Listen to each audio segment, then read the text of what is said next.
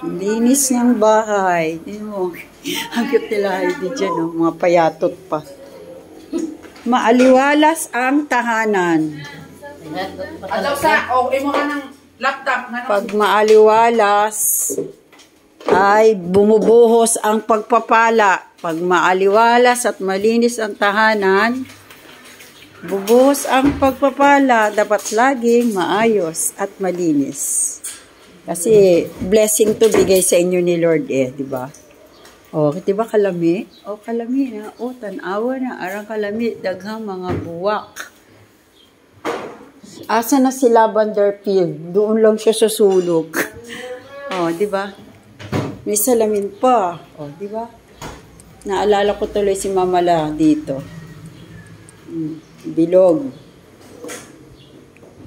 Bilog siya, circle. Maganda yung circle. Infinity, no beginning and no end. Infinity. Dapat 8. 8 pala. Asang uban na lingkuranan, Chris? Ayan, tulo sila. O, diba, lami? Parang maganda dyan yung Christmas tree, no? Kasi dito lang siya. Pagpasok. Ganda nito. Sa susunod, dito naman yung Christmas tree nyo. Yung mataas, abot doon. Diba? Doon, no? Aakyat doon yung Christmas tree. Palakihan. Tapos, ito yung sala. Ito yung office nila. Ang ganda, ang sarap.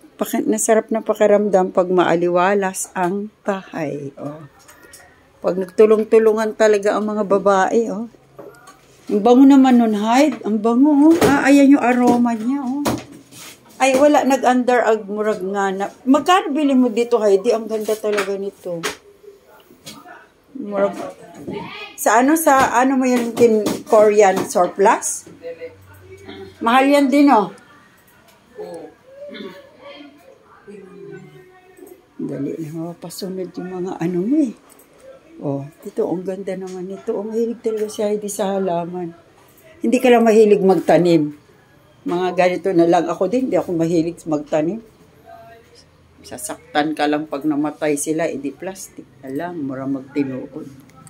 Gusto ko gawin yung ganyan, no? Kiling ni Heidi maggawa. Practical, mahal maning ganito. Oh, di ba? Ang swimming pool to Heidi, dili na magamit di. Wala mo man ang i-condemn. Talaga? Pero pwede pa. Pwede pa. Oh, lamis kasi yun eh. Laki rin ang gastos nyo. Alam mo ba sila bibiidita po? Naapoy, ni Gaya siguro to nimo. Sa una wala may ngana. Sa likuran nila.